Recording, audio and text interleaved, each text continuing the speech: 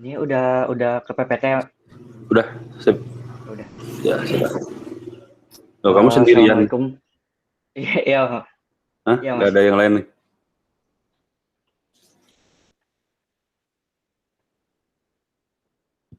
Halo, halo.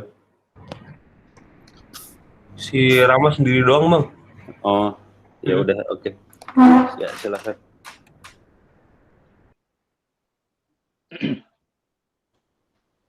Assalamualaikum warahmatullahi wabarakatuh.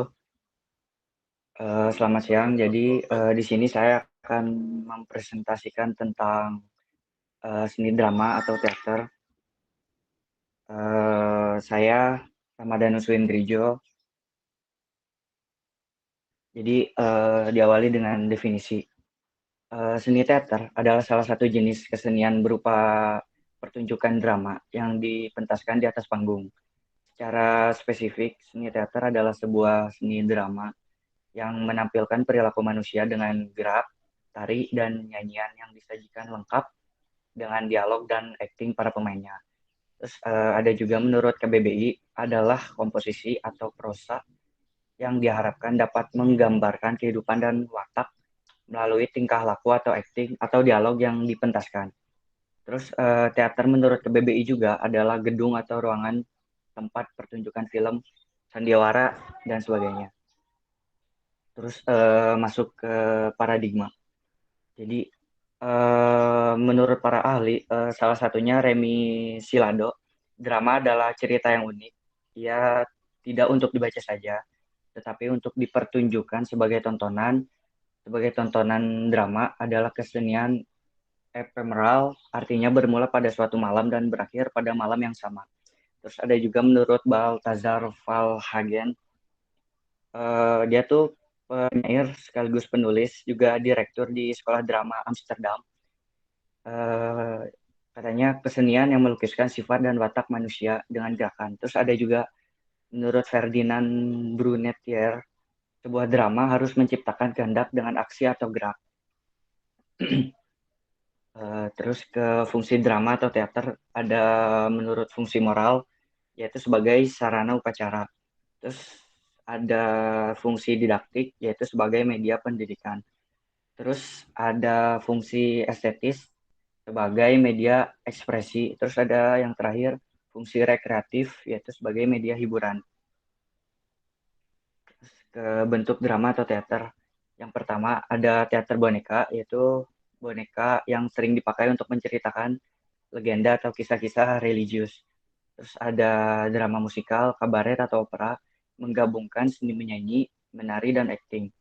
Terus ada teater gerak, unsur utamanya adalah gerak dan ekspresi wajah serta tubuh pemainnya. Terus ada teater dramatik, yaitu pertunjukan teater berdasar pada dramatika lakon yang dipentaskan dengan perubahan psikologis karakter yang sangat diperhatikan dan alur yang ketat. Terus ada teatrikalisasi puisi, dibuat berdasarkan karya sastra puisi. Teatrikalisasi puisi lebih mengedepankan estetika puitik di atas pentas. Terus Ram, ada sejarah.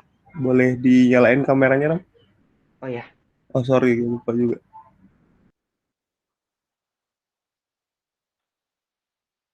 dilanjut ya Bang.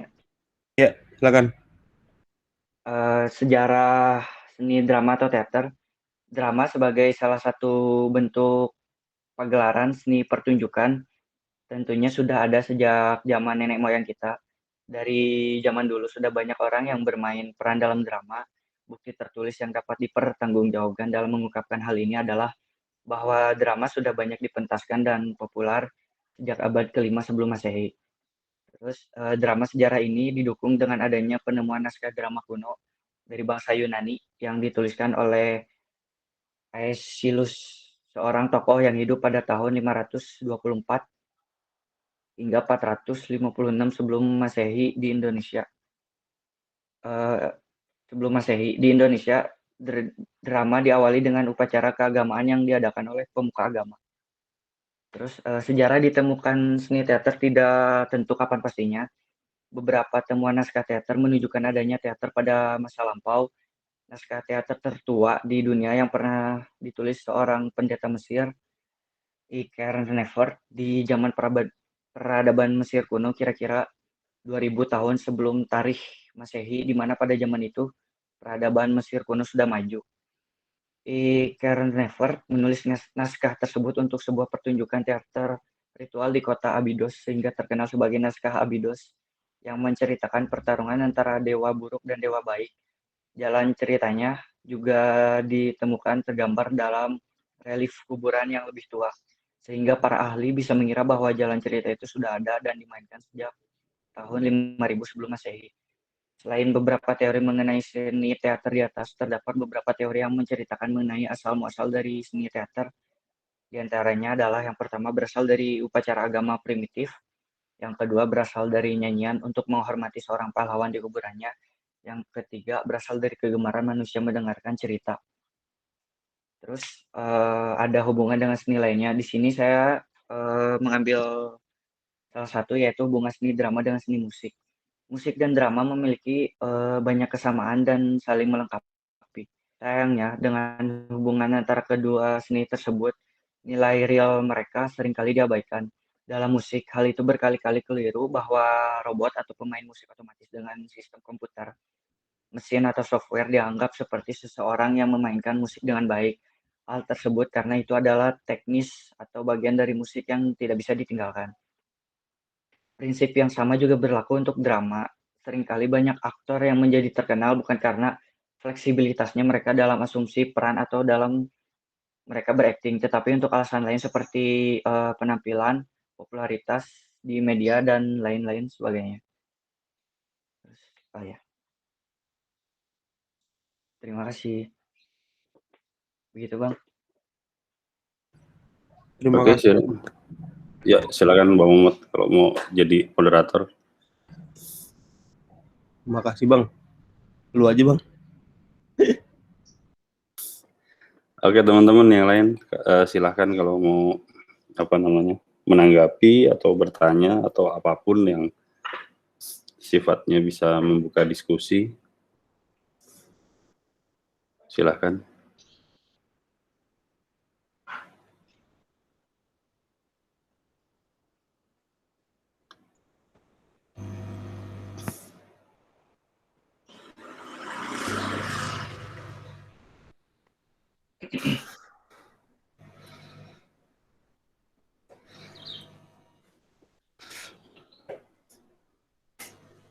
Harus ditunjuk nih kayaknya.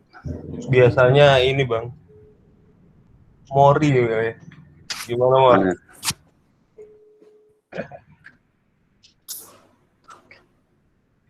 Mori kah? Raki mungkin?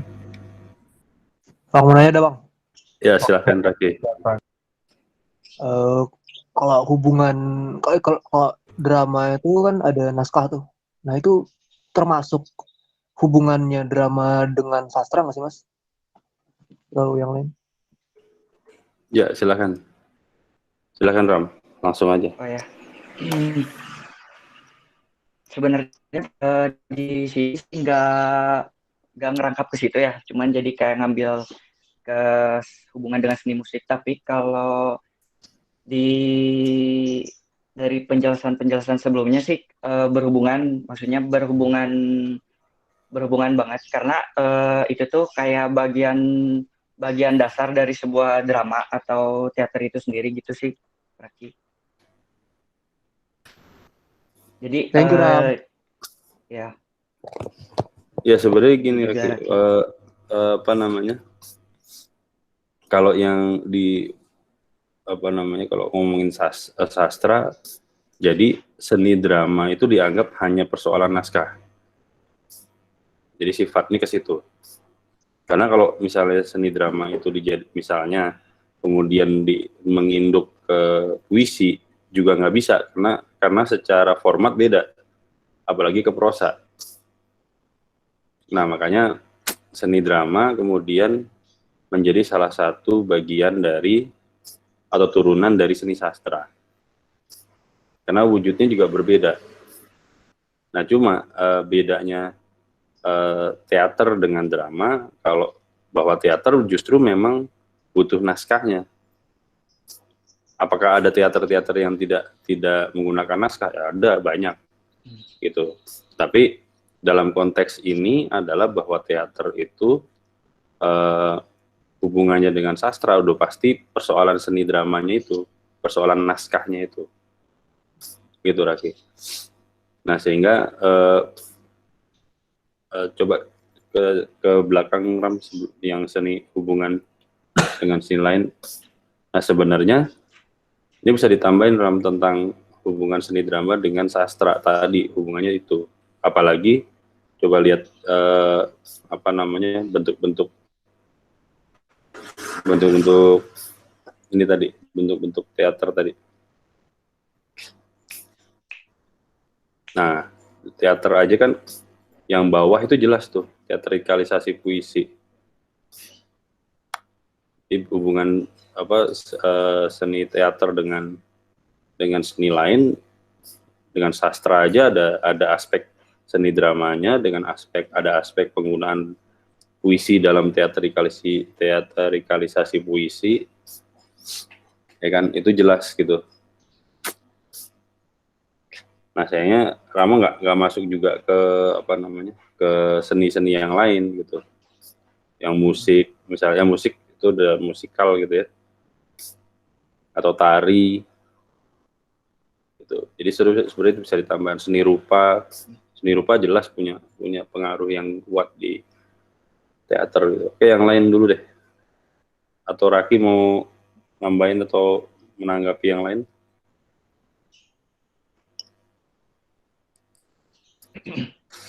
Ya silahkan. Mau nanya sih Ya buat silahkan Rama, Anggi. itu lebih ke hubungannya dengan seni selain tari dan lain-lain, itu hubungan seni rupa. Kalau misalnya seniman gitu atau pelukis gitu kan harus ngerti gitu tentang teater supaya untuk ngambil ide dalam karyanya gitu. Itu termasuk hubungan nggak sih kalau menurut Rama, termasuk hubungan dengan seni rupa dan seni teater itu sendiri nggak sih? Tuh.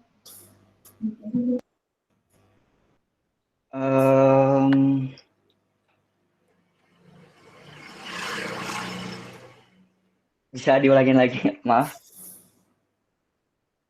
Iya, buat seni rupa, hubungannya dengan seni rupa gitu. Kalau misalnya kita bilang lah itu ada pelukis gitu, jadi dia tuh kayak harus ngerti gitu tentang teater. Iya, Tujuannya untuk ngambil ide dalam karyanya gitu ide. lah. Karena itu tuh suatu hubungan dalam seni rupa dan seni si teater itu sendiri nggak sih kalau menurut Rama? Kalau dari seni drama teater mungkin lebih ke ini ya, balik lagi ke pondasi awal yang apa sih, dari naskahnya itu mungkin berhubungannya ke situ ya. Jadi agak-agak gimana gitu, maksudnya kan itu kan naskah itu bagian dari drama juga, cuman lebih mendasarnya, lebih mendalaminya lebih ke seni sastra kali ya, mungkin gitu. Kalau buat seni rupa itu sendiri gimana? Kalau buat seni rupa Ada, maksudnya pertama ada hubungannya nggak seni rupa sama seni teater drama?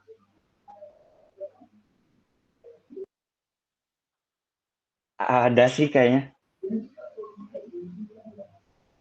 Apa Ram? Ayo digali Ram. Mungkin hubungan seni rupa dengan seni drama, seni teater mungkin lebih kayak ngebantu pemeran gitu, maksudnya membantu dalam pertunjukan gitu nggak sih, maksudnya kayak latar gitu ya. Setting ya, Mas ya? lokasi apa? Ya setting kayak gitu, kayak properti kayak gitu. Oh,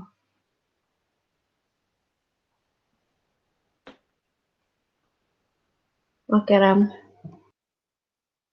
Ya gitu. Makasih Kak. Kasih Ram.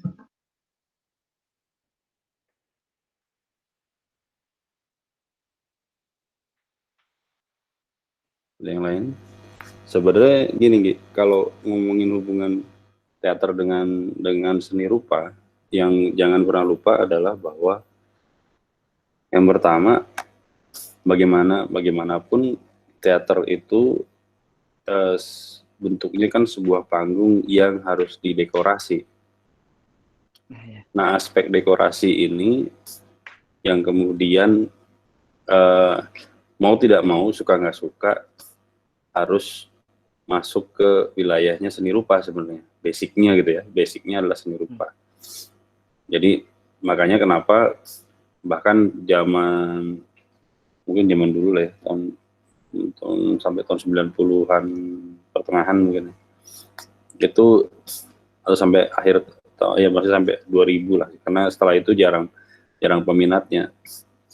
Itu misalnya kayak di ISI Solo aja itu ada program studi namanya Tata Rupa Pentas. Belajarnya dua, satu belajar dasarnya seni rupa, tapi juga seni rupanya ini ada kekhususan gitu. Kekhususannya itu seni rupa ini diarahkan untuk bagaimana mendekorasi panggung, tapi disesuaikan dengan kebutuhan dari naskah dramanya gitu. Jadi makanya ada istilah yang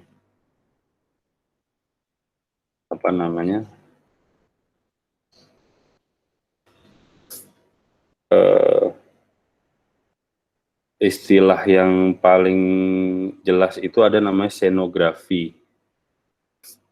Jadi bagaimana menciptakan satu dekorasi, bahkan istilahnya lingkungan dari satu panggung, terutama panggung di teater gitu. Itu istilahnya scenografi. Nah, belum lagi kalau kita mau lebih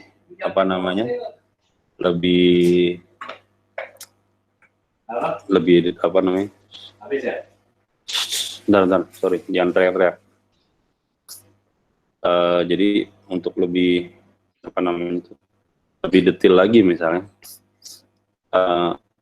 ketika melakukan pemanggungan staging gitu, itu kan nggak semuanya harus menggunakan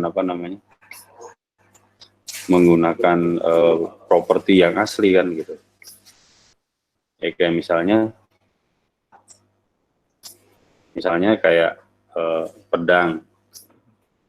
Misalnya ada adegan, misalnya pertempuran menggunakan pedang.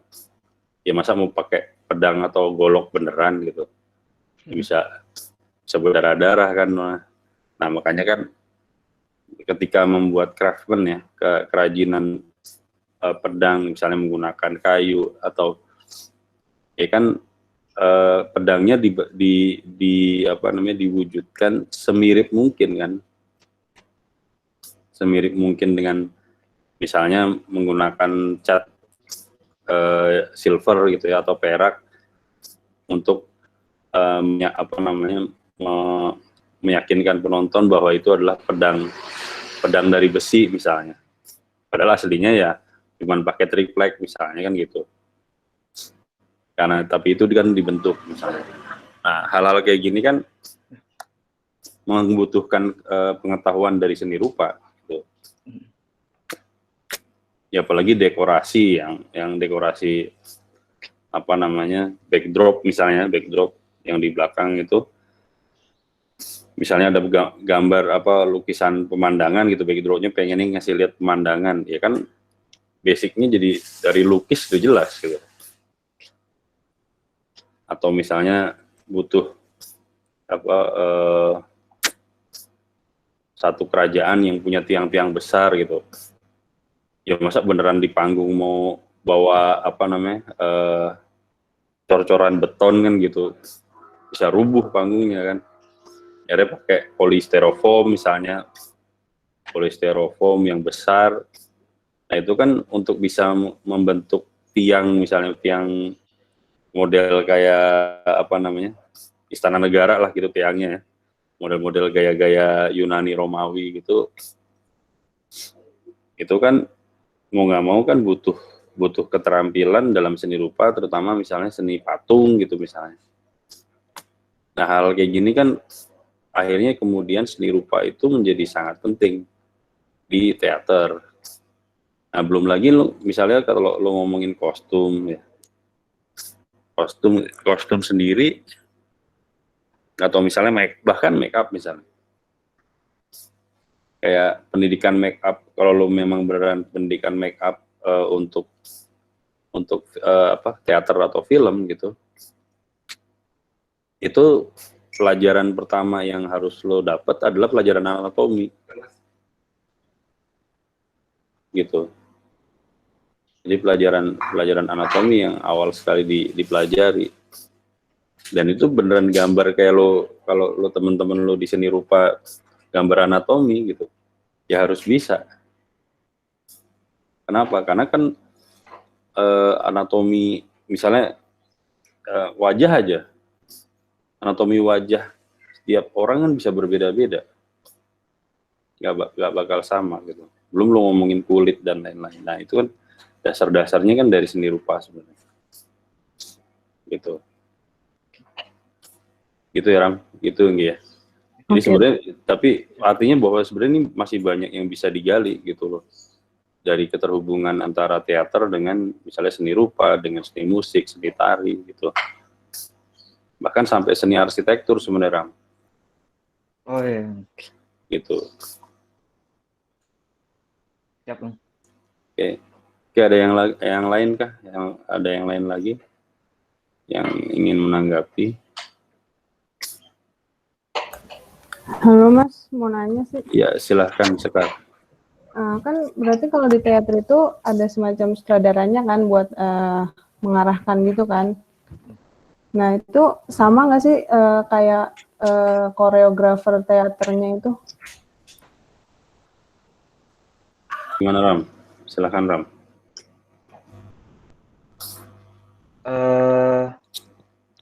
Sebenarnya kalau lebih ini lagi, lebih gimana ya, lebih profesional lagi tuh sebenarnya beda lagi. Jadi kayak ada sutradara utama tuh yang mengatur kayak sutradara semuanya gitu, kayak secara naskah cerita. Terus ada juga yang kayak secara sutradara khusus koreografi gitu. Gitu sih. Oh berarti beda-beda ya kalau emang di teater kayak gitu ya? Ya, kalau secara ini ya, kalau lebih profesional gitu kan. Oh, oke. Terima kasih Rama. Oke, jadi gini Sekar, kalau kalau yang namanya sutradara kan dia berfungsi, atau di dalam misalnya pertunjukan misalnya, itu kan berfungsi untuk mengarahkan benar gitu. Jadi artinya gini, misalnya cuma ada tulisan satu dialog tertentu, ya bisa jadi si pemain akan menafsir hal tertentu. Nah, tapi sutradara ini kan dia akan menciptakan dulu satu tafsiran besarnya dulu dari naskah. Misalnya gini deh, lo ngomongin ada naskah drama, misalnya yang paling sering, atau misalnya paling mungkin lo juga pernah dengar, misalnya Romeo dan Juliet, gitu. Ya kalau ngomongin naskahnya ya udah begitu aja. Lo baca dari terjemahan maupun yang nggak diterjemahin, yang asli bahasa Inggris zaman itu gitu ya. Ya mungkin akan ya seperti itu. Nggak akan ada bedanya gitu. Nah pertanyaannya kan gini, kira-kira penontonnya, kalau penonton zaman sekarang, kira-kira bisa menangkap nggak semua hal yang dituliskan di situ? Nah bisa jadi kan nggak semuanya punya pengalaman yang sama, pengalaman lingkungan, pengalaman ruang yang sama. Nah, tugasnya sutradara adalah, misalnya gini, dia harus memutuskan dulu, kira-kira apakah ruang yang akan digunakan oleh pertunjukan teater ini ruang yang memang zaman dulu, yang memang di awal tulisan itu muncul, ataukah kemudian diadaptasi ke ruang yang sekarang? Misalnya ngomongin Romeo dan Juliet di Verona misalnya, ya Veronanya Verona zaman sekarang, gitu. Apakah, kalaupun misalnya zaman dulu, oke, gue tarik zaman dulu, tapi ada bagian-bagian yang tetap menyesuaikan dengan zaman sekarang, gitu. Ya kayak misalnya, ya ini sih nggak ada di teater misalnya, maksudnya nggak ada di naskah ya misalnya. Pada masa itu misalnya yang namanya istilahnya perempuan ditendang itu hal yang biasa misalnya gitu. Nah, apakah itu kan lingkungan pada masa itu? Nah, pertanyaannya, kira-kira terima nggak masyarakat zaman sekarang ketika ada adegan seperti itu? Karena aslinya di masa itu ya kayak gitu hal yang biasa. Misalnya nyuruh istri itu nunjuknya pakai kaki gitu. Kalau di masa itu bisa jadi itu hal yang biasa gitu. Tapi orang pada masa sekarang terima nggak? Nah itu kan harus diadaptasi hal-hal kayak gitu. Nah sutradara itu mengarahkan segala macam, bahkan sampai yang misalnya dialog itu pelan-pelan diarahkan dialog ini harus seperti apa, karena gini, keterkaitan dengan lingkungan yang diciptakan, misalnya kota Verona pada masa sekarang itu juga sangat mempengaruhi dialognya, gitu. Sehingga bahkan kemudian pilihan dari intonasi, artikulasi segala macam itu sangat dipengaruhi oleh tafsiran dari dunia ceritanya itu sendiri. Sebenarnya juga hampir sama dengan film, gitu.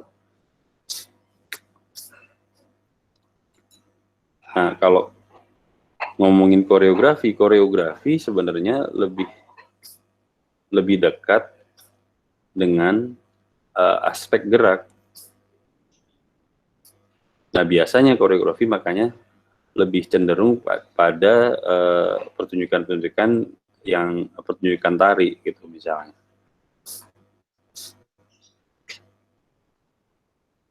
Makanya kalau teater gerak sendiri juga berbeda dengan tari gitu.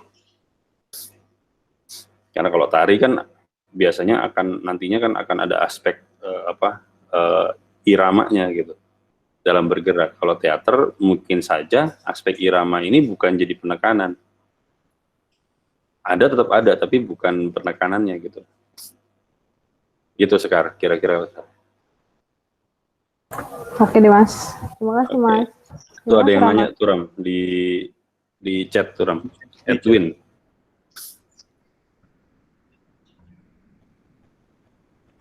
Saya mau tanya, apakah wayang termasuk dari teater boneka?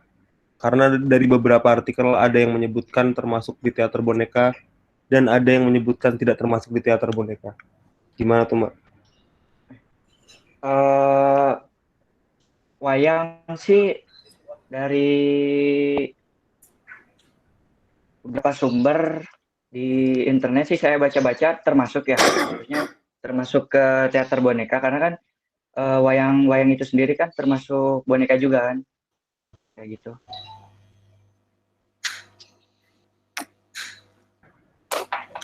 Apakah menjawab, Edwin?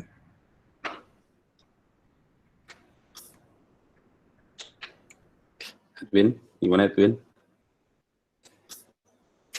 Ya kalau ini sebenarnya lebih pada ini Edwin nih, kalau gue tambahin masalah dia masuk ke teater boneka atau tidak, itu sebenarnya persoalan hegemoni aja, persoalan kekuasaan siapa yang ngomong jadinya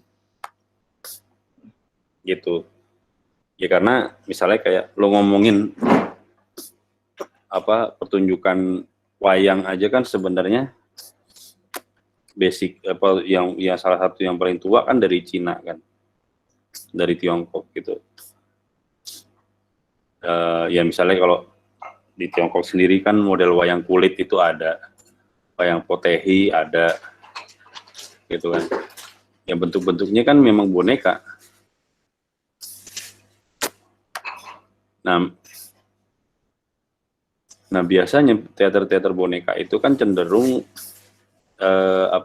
memainkan apa namanya tuh hikayat gitu ya, hikayat atau legenda-legenda dari apa namanya ya, kalau di Tiongkok ya dari Tiongkok kebanyakan gitu. Sedangkan teater boneka sendiri kan juga muncul dari, terutama misalnya kayak di Eropa, itu kan tadi sama kan, akhirnya juga menceritakan legenda atau kisah-kisah yang religius gitu. Nah terutama sebenarnya menggunakan boneka ini kan ya banyak, konteksnya sebenarnya banyak, dampaknya juga banyak. Artinya misalnya nggak perlu ngasih makan, nggak perlu apa istilahnya ngerawat gitu ya, paling ngerawat bonekanya gitu. Nah karena terutama sebenarnya karena biasanya karena pertunjukannya itu memang frekuensinya apa namanya banyak gitu, sehingga yang dibutuhkan adalah orang-orang yang bisa apa namanya menggerakkan bonekanya. Karena kan biasanya ya satu orang kalau di teater boneka itu cenderung kan biasanya boneka pakai tali itu, boneka-boneka tali itu. Nah itu kan satu orang itu menggerakkan dua boneka gitu. Itu misalnya gitu. Jadi, nah tapi kalau tadi pertanyaannya apakah misalnya wayang masuk, ya tinggal lo ngambil referensi dari mana. Karena sebenarnya buat gue hal kayak gitu juga nggak perlu diperdebatkan gitu. Ketika ngomongin tentang apakah itu masuk teater atau tidak, ya kalau sekarang gini, tinggal kembali, mungkin nanti juga nih Rama mungkin PR-nya cukup banyak karena apa namanya tuh banyak juga yang memang belum masuk ya, misalnya kayak elemen-elemen dari teater misalnya. Nah itu kan cukup membantu karena gini misalnya Putri Yuliani seni teater dan film nih, itu minggu depan ya Putri ya, jangan lupa. Ini bukan ranahnya Rama nih soalnya.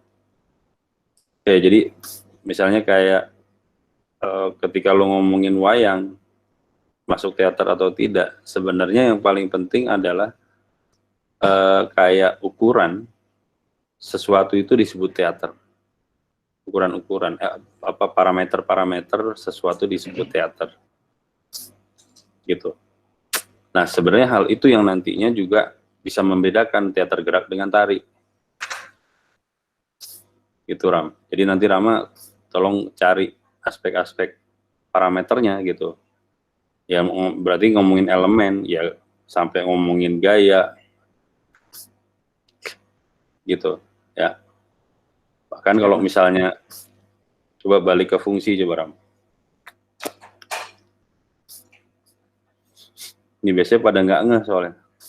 Oke Ram, coba jelasin ulang Ram. 4 hal ini. Tadi kan lo cuma baca ini doang.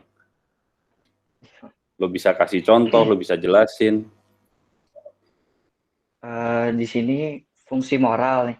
Jadi moral ini tuh kayak gimana sih? Jadi moral etika atau asusila, istilah manusia yang menyebut ke manusia atau orang lainnya dalam tindakan yang memiliki nilai positif. Jadi ini tuh berhubungan sama sebagai sarana usaha. Jadi kayak kita sebagai manusia harus punya moral itu Ini hubungannya sama upacara ya, bagaimana kita menghargai atau memperingati suatu peristiwa atau suatu kejadian tertentu. Terus ada fungsi didaktik sebagai media pendidikan. Jadi di sini tuh didaktik itu secara garis besar adalah teori pembelajaran ataupun belajar. Nah, ini makanya berhubungan sama sebagai media pendidikan. Terus ada fungsi estetis. Estetis itu merupakan ilmu yang membahas tentang keindahan yang bisa terbentuk dan dapat dirasakan. Ini hubungannya sebagai media ekspresi. Terus yang terakhir ada fungsi rekreatif sebagai media hiburan. Rekreatif itu sendiri adalah kegiatan yang dilakukan untuk penyegaran kembali jasmani dan rohani seseorang. Makanya berhubungan dengan sebagai media hiburan. Gitu, Mas. Contohnya dong. Aduh, Kak Aram masih diarahin aja. Contohnya tuh yang sarana upacara tuh kayak kayak upacara bendera gitu kali ya, Mas. Jadi dia tuh memperingati suatu kejadian atau suatu peristiwa.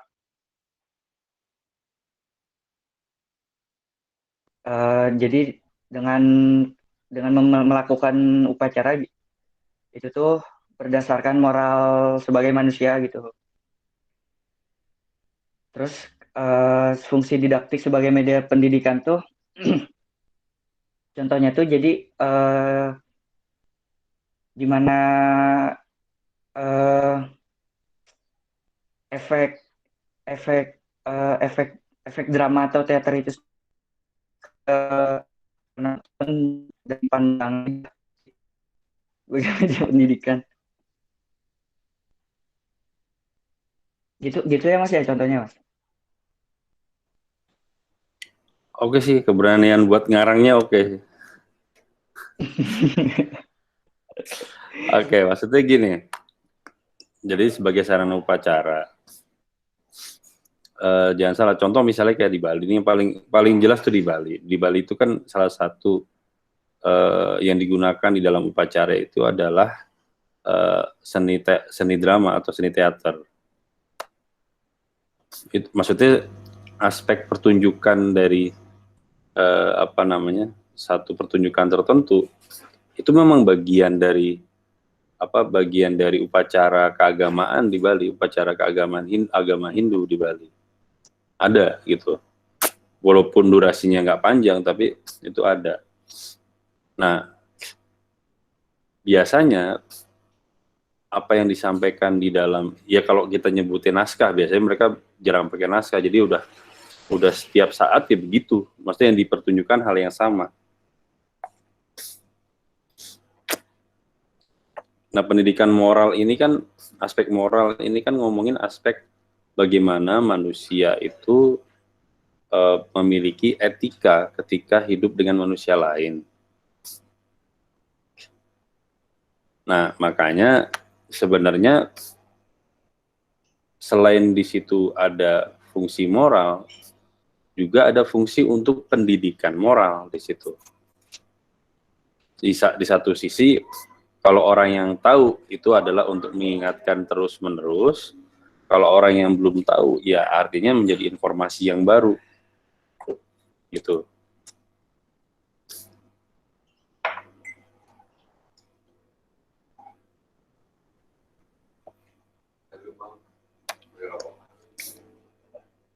Nah, terus tapi apakah namanya pendidikan? Kan ini kalau misalnya yang baru kan berarti jadi pendidikan kan. Menjadi sesuatu yang baru. Misalnya anak yang misalnya kalau bahasa di Islamnya akil balik, ikutan upacara, itu kan akhirnya kan baru tahu tentang etika-etika di dalam masyarakat misalnya. Selain dikasih tahu dari keluarga, tapi ada hal-hal yang lain, terutama etika ketika lo menjalani ritual keagamaan misalnya. Nah, itu kan di satu sisi juga ngomongin etika, ngomongin moral, di sisi lain juga lo ngomongin tentang pendidikan dari moral itu sendiri. Tapi apakah pendidikan selalu aspeknya moral? Ya nggak juga, gitu. Apakah apakah yang namanya pendidikan itu selalu kemudian berkaitan dengan upacara? Nggak juga. Dan moral apakah selalu yang baik-baik? Nggak juga, gitu. Sehingga pertunjukan-pertunjukan teater itu kan juga kemudian banyak juga yang mengangkat misalnya tentang bagaimana jahatnya masalah fitnah misalnya. Itu di satu sisi kan sebenarnya mendidik masyarakat untuk tidak melakukan itu. Nah, sebenarnya idenya kan cuman jahat atau akibat dari satu fitnah. Tapi kemudian dibuat cerita kan sedemikian rupa yang akhirnya bisa menarik perhatian penonton dan kemudian masuk ke dalam pikiran dan jiwanya penonton bahwa yang namanya fitnah itu bisa sangat berdampaknya bisa sangat serius gitu. Bahkan bisa berujung pada kematian kolektif misalnya. Kolektif itu masih kematian banyak orang gitu. Nah juga misalnya ngomongin fungsi estetis. Ya bisa jadi kan ada orang-orang yang memang misalnya ya mungkin diantara kalian kan pasti ada aja tuh temen yang begitu sekolah pelajaran apapun, mau matematika, mau fisika, mau sosiologi, mau antropologi, mau apa, nggak ada yang keren nilainya. Nilai C itu udah C minus itu udah istilahnya paling mentoknya dia. Tapi begitu ngomongin kreativitas, si anak ini bisa luar biasa. Apa misalnya bikin lagu jago, bagus, ngedekor jago, bagus gitu. Nah sama juga di teater sangat mungkin gitu. Artinya ada orang-orang yang dia memang nggak jago di hal-hal kayak gitu misalnya. Tapi dia orang yang mudah menyampaikan ekspresi-ekspresinya. Ya makanya misalnya kayak zaman zaman Orde Baru misalnya. Jangan dikira ya mungkin kalau orang yang ada di Facebook tuh yang menghujat pemerintah atau menghujat pasangan calon pilpres, pilkada. Ya kalau sekarang paling cuma dituntut apa segala macam, mereka juga bisa bebas. Kalau zaman Orde Baru lo bisa hilang. Rama misalnya nyebut kata Soeharto nggak oks gitu. Udah besok hilang Rama. Bukan lagi cuma dituntut apa segala macam. Nah artinya bahwa pada masa Orde Baru ada ekspresi dari misalnya ketidakpuasan dengan pemerintah itu bisa jadi nggak bisa langsung kayak sekarang. Akhirnya kan dibuat satu metafora, satu perwakilan-perwakilan yang dari tanda-tanda yang kemudian disampaikan dengan secara halus. Nah, media ini untuk apa? Untuk berekspresi, mengekspresikan hal-hal tertentu. Mau persoalan diri sendiri, mau persoalan sosial, mau persoalan budaya.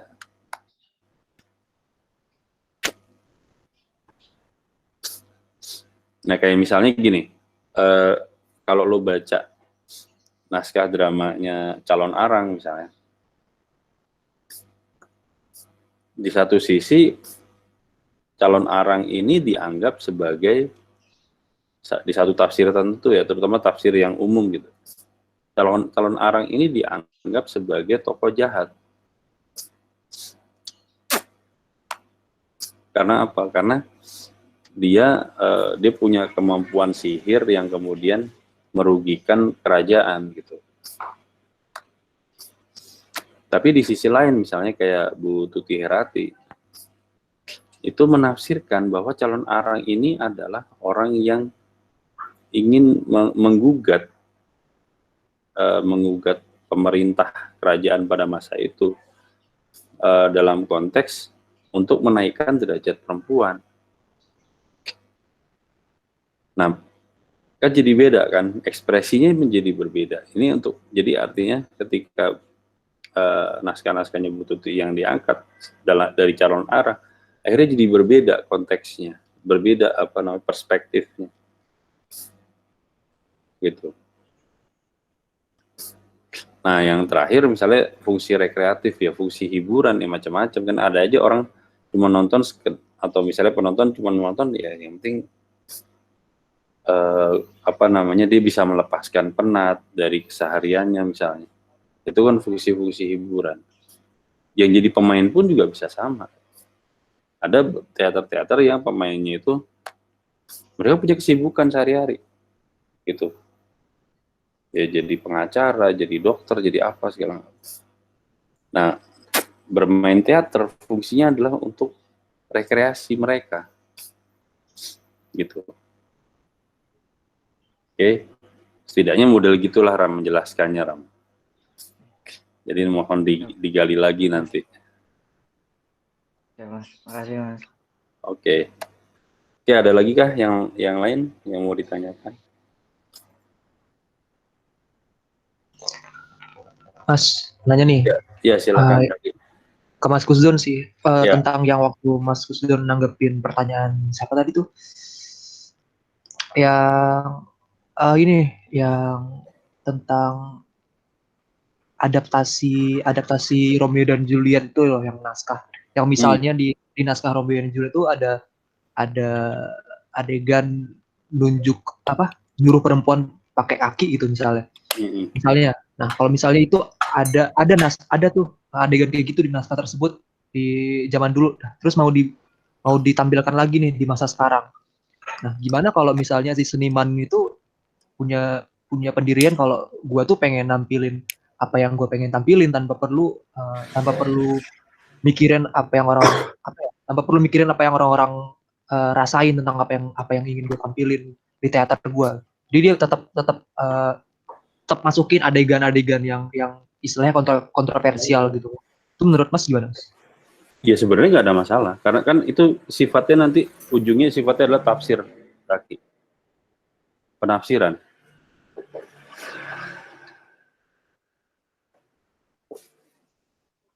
Sorry, penafsiran itu maksudnya penafsiran dari si seniman ya, atau dari senimannya dong? Ya? Dari senimannya.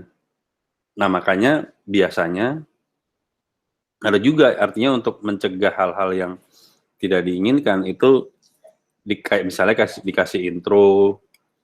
Jadi misalnya ada narator lah gitu ya, semacam narator yang ngasih tahu gitu. Ada, jadi kan sebenarnya begitu naskah itu selesai, naskah udah selesai ya. Ketika kemudian dipentaskan, sutradara kan kemudian akan benar-benar nafsir kira-kira misalnya gue pengen seperti yang pada masa itu tuh, lingkungan peristiwanya ya, gue pengen kayak bahasa itu. Nah kan dia juga harus peka dong, seniman harus peka dong, nggak bisa main asal gue pengen begini itu istilahnya jadi kaku gitu kan, enggak. Tapi artinya untuk mencegah kesalahpahaman, akan lebih baik nantinya kemudian misalnya ini mending gue kasih narasi yang menjelaskan kondisi misalnya sosial budaya pada masa itu gitu, sehingga ketika adegan itu dilakukan, action itu dilakukan, si penontonnya juga udah nggak kaget. Kenapa? Karena memang itu sudah diinformasikan sebelumnya bahwa itu adalah budaya-budaya mereka gitu, budaya setting ruang ya, setting tempat dan setting waktunya cerita itu gitu. Kira-kira gitu Raki.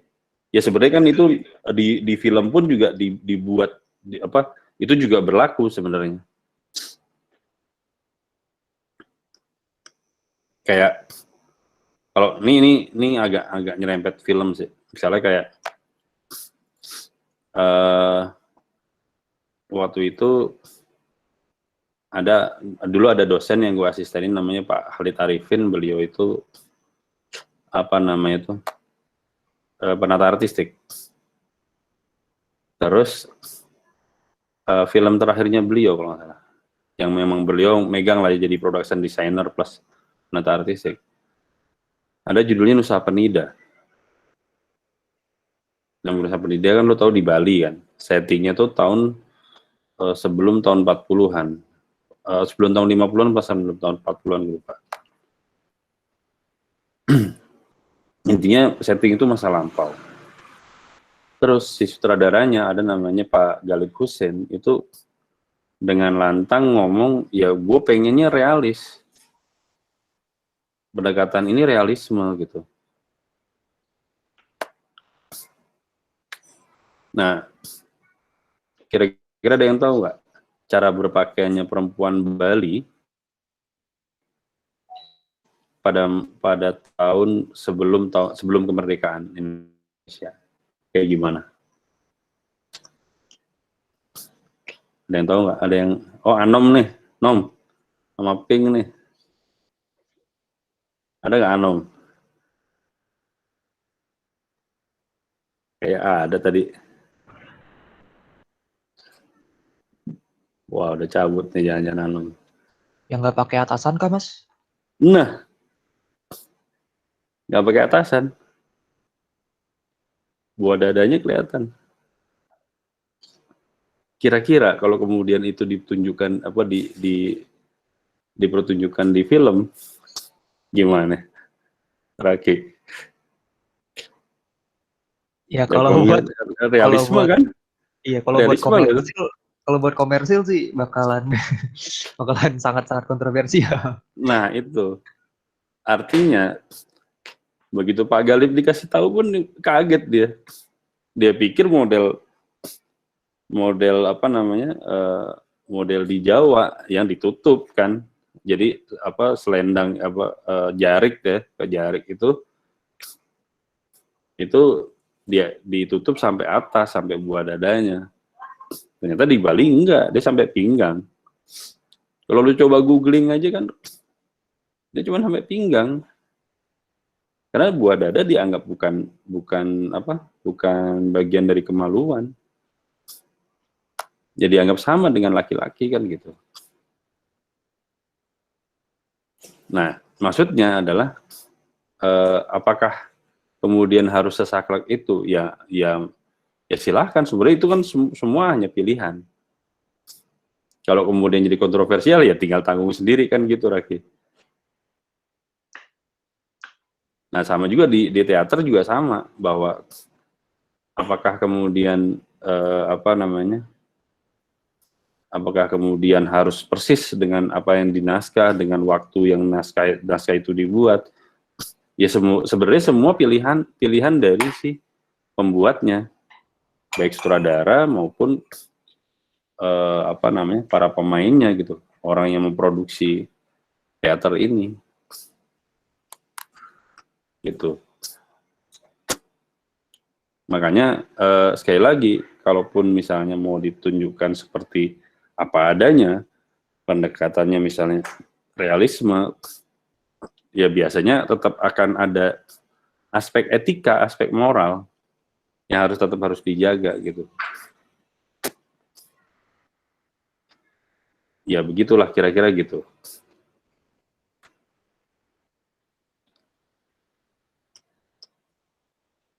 Gimana Raki? Ada yang lain? Ya Mas, paham Mas. Berarti itu kayak kembali lagi tuh ke resiko si kreatornya juga ya Mas? Pastinya. Dan kreator jangan lupa, misalnya lo masuk ke ranah seni yang manapun, saya sampai film ya. aspek kepekaan lo itu juga diuji dari hal-hal yang ada di lingkungan lo.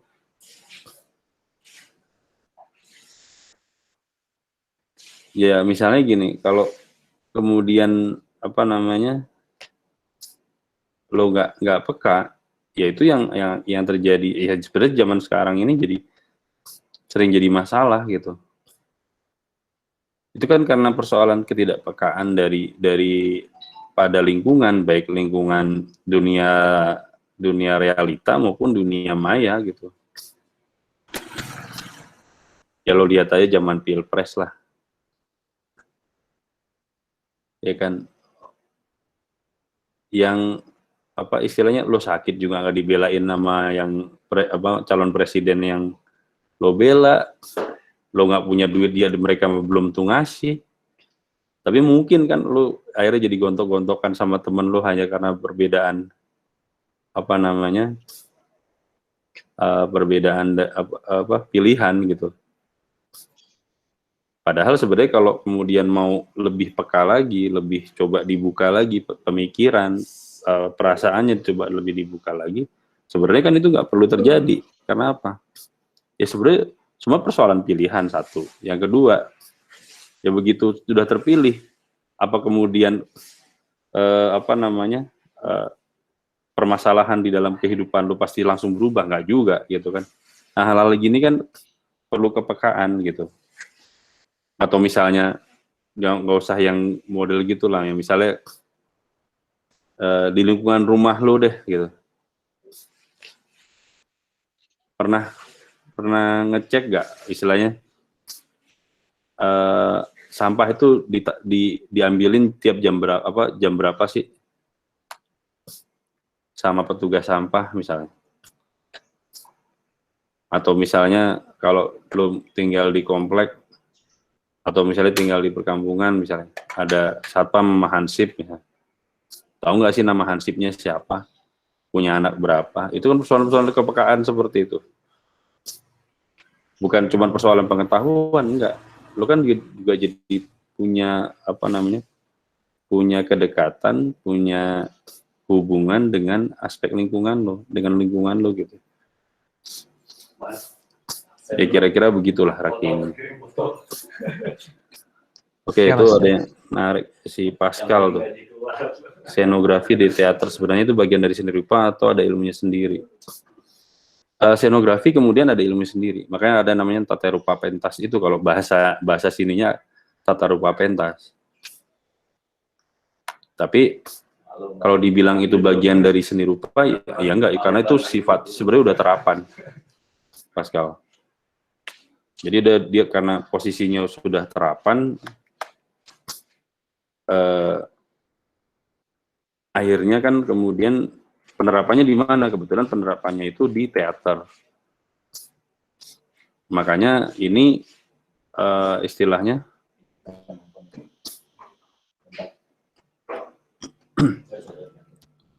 makanya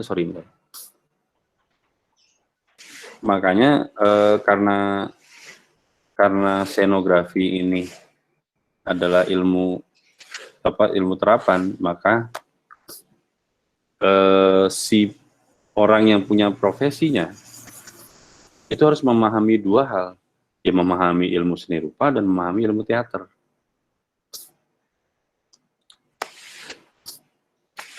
Ya posisinya hampir sama-sama penata artistik lah, atau production designer lah. Harus tahu ilmu filmnya, iya dong. Tapi harus tahu seni rupa juga iya dong. Lo penata artistik tapi nggak tahu cara nyampur warna, ya juga berabe. Sedangkan cara nyampur warna, terutama warna substraktif ya, pigmen, itu kan ilmunya adanya di seni rupa. Ya contohnya gitu, Pascal. Jadi kalau misalnya dan nggak banyak ya, maksudnya jangan lo kira bahwa misalnya orang-orang yang terbiasa jadi penata artistik di film, begitu masuk ke jadi penata artistik di teater, pasti jago juga gitu. Enggak juga, belum tentu, karena kan mediumnya berbeda.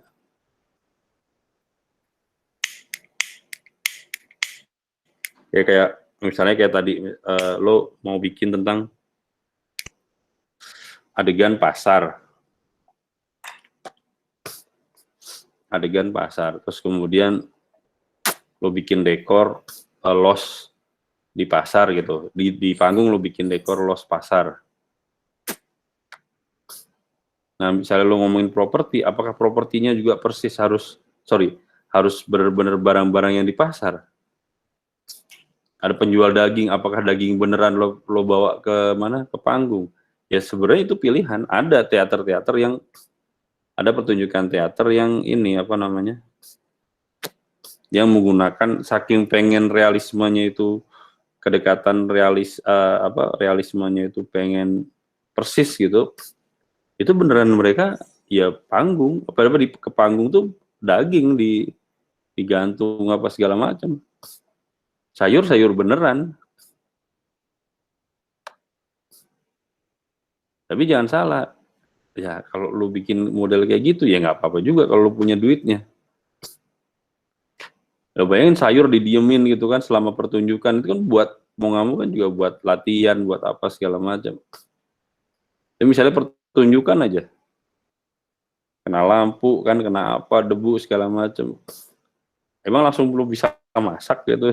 Begitu kelar pertunjukan nggak juga kan gitu. Atau misalnya apa daging gitu, si aktor yang ceritanya jadi penjual los daging, karena dia memang bukan penjual daging, ya bisa jadi kan dia harus menahan nafasnya dia dengan amisnya daging kan gitu. Makanya ada ya tugasnya scenografi gitu, misalnya kemudian juga dia bisa menyuruh anak buahnya untuk membuat properti yang misalnya mirip daging gitu, sehingga nggak mengganggu ketika bermain. Ya kira-kira gitu, Pascal.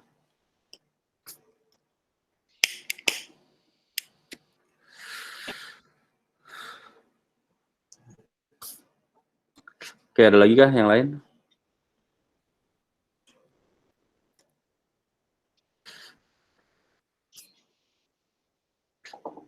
Oke, jadi sebenarnya dari materinya Rama itu masih banyak nih elemen teater, mungkin juga belum setidaknya misalnya elemen teater tuh lo ngomongin tentang persoalan ruang, persoalan waktu, persoalan gerak, olah geraknya, olah tubuh, olah vokalnya, terus bagaimana pendalaman rasa, pendalaman karakter misalnya. Terus teater itu juga sangat berhubungan sama panggungnya. Rama, lo juga harus bahas itu mau nggak mau. Terus sama persoalan, nah ini kalau udah persoalan cerita sama struktur penceritaan, ya itu sebenarnya ada di drama, tapi juga teater kan jadi tetap butuh struktur cerita, itu sangat mempengaruhi pemanggungannya gitu. Ya kan kayak misalnya kayak lo ngomongin tempat pertunjukan, teater sebagai tempat pertunjukan aja kan ada yang modelnya proscenium ya, kayak setengah lingkaran, ada yang modelnya kolosium gitu kan. Kayak di Roma tuh tempat gladiator itu kan kolosium, itu juga dulunya kan memang buat pertunjukan teater misalnya. Ada yang bentuknya panggung, misalnya kayak model kayak di Inggris. Itu panggungnya di pasar, mereka pertunjukan di pasar. Jadi kayak gitu. Jadi ragam sama sebarannya tolong diperdalam lagi, Rama ya. Siap, Mas. Gitu. Jadi sebenarnya cukup banyak kok misalnya yang atau misalnya fungsi seni teater itu juga misalnya kayak tambahin misalnya kayak fungsi-fungsi sebagai fungsi ekonomi ya, kayak pemainnya kan kemudian juga akhirnya aktor itu jadi profesi, sutradara teater itu jadi profesi, kan pernah terjadi kayak gitu. Atau misalnya model kayak di Broadway di New York itu kan juga itu beneran mereka profesinya loh itu. Ya, mereka dapat penghidupan istilahnya penghasilan dari situ. Atau teater itu pertunjukan teater itu untuk berfungsi sebagai kritik sosial misalnya. Gitu ya. Terus gaya teater itu juga ada ya, misalnya presentasional, post realistik misalnya, macam-macam nih post realistik, ada simbolisme, ada surrealisme misalnya. Terus ya kalau lo masuk ke teater Nusantara pun juga boleh tuh, ada teater tutur. Teater tutur sendiri berbeda dengan deklamasi. Kalau deklamasi itu kan pertunjukan, orang mempertunjukkan puisi kan. Teater tutur ini berbeda. Gitu. Bahkan ada teater, muncul juga yang kemudian teater-teater rakyat tuh misalnya orang nyebutnya, kalau Indonesia nyebutnya sandiwara. Misalnya gitu.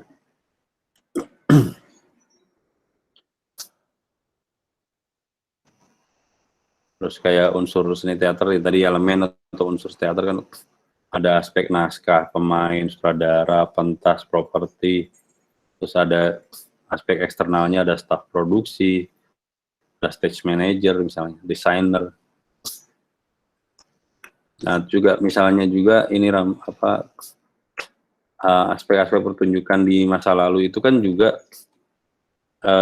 menggunakan aspek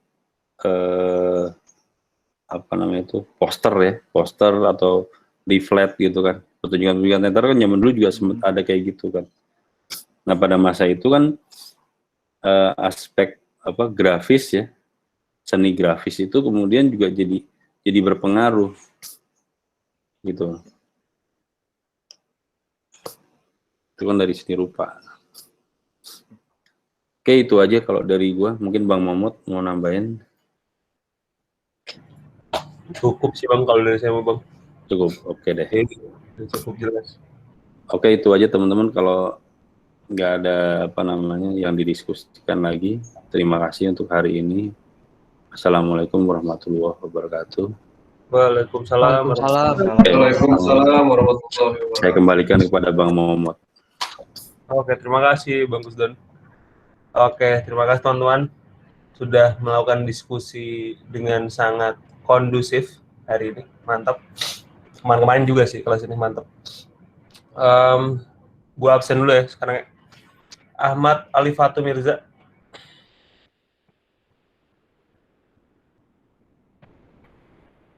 Ahmad Alifatu Mirza. Nggak ada. Adeleia Revarsari. Hadir, Kak. Amartya Febian Dini.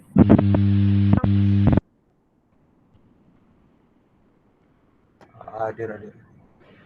Anggi Anggreni Tambu Bolon. Hadir, Bang. Arliandi. Hadir. Dah? Oke. Devi Alivianti.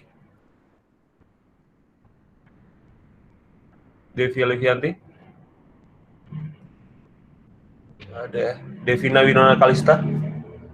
Hadir, Bang. Zikri Aulia Yahya. Hadir Bang. Edwin hadir. Furkon Syifa Handoko. Hadir Bang. Oke. Gibran Al-Ghifari. Hadir Bang. Gusti Novaldava. Gusti. Kagak deh. Ya, halo. Oh, oke. Hilma Nur Kamelia. Hadir.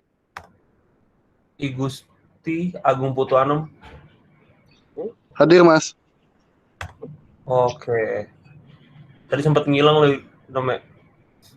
Iya, koneksinya Mas barusan. Iya, salah. Ida Bagus Indra Mahardika. Hadir Bang. Iqbal Dwi Saputra. Hadir Bang. Kamal Harits Abdullah. Hadir. Helda Dewi Suryani. Nggak ada. Muhammad Rafli. Hadir Bang. Oke, Mori. Muhammad Syah. Hadir Bang. Oke. Muhammad Rizky Alatas. Hadir Bang. Hadir. Nagisa Alfada. Hadir Bang. Pascal Vivaldi. Hadir. Bang. Prakoso Bagus Nalendra. Hadir Bang. Oke. Putri Yuliani. Hadir. Oh, Devia hadir ya. Oke. Raka Hafiz Gibran. Hadir Mas. Raki hadir tadi. Hadir Bang. Rama hadir. Rangga Marumatua. Rangga hadir nggak? Rangga nggak ada. Renaldo Cokro. Hadir Bang. Oke. Salsa Dewi Susilowati. Hadir. Sekar Arum Ramadhani. Hadir. Oke, terima kasih teman-teman. Sampai jumpa minggu depan. Wassalamualaikum warahmatullahi wabarakatuh. Ya, Bang. terima kasih. Terima kasih banyak. Terima kasih Bang. Makasih Bang. Yo. Terima kasih Bang Momot.